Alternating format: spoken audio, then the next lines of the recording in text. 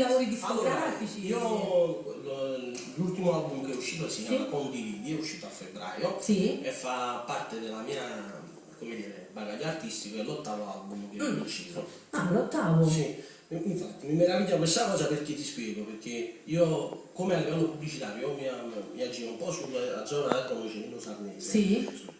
A Napoli è un pochettino più difficile promozionare, anche se con i videoclip, le trasmissioni e altre cose varie, però a livello radiofonico non sono molto presente perché è molto molto difficile, anche perché c'è un tipo di mentalità un po' diverso dagli altri. Dici, perché?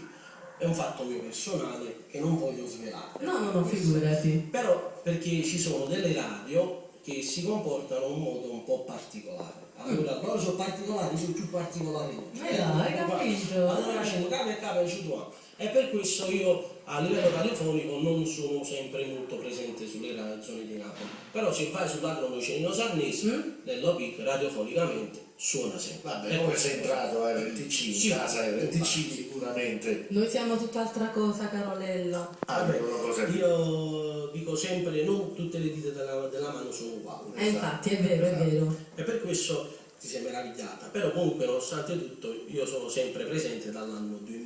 Sì, io ricordo, mi ricordo questo. Niente, l'album che è uscito si chiama Condividi, è uscito a febbraio, ma a dicembre uscirà un altro singolo nuovo, che non posso dire il titolo per un fatto di privacy, ma è un pezzo scritto da me, e musica, lo dico solo una cosa, sta senza pensiero. Quella, hai capito? Senti, come me l'hai chiamato Condividi il tuo album? Perché, ti spiego, visto che oggi con i social network funziona tantissimo, mi piace, no, io sono uno che in questo album ho condiviso un po' tutte le mie emozioni che ho provato nell'arco di questi 3 anni dal mio matrimonio, dalla nascita di mio figlio e altre cose varie.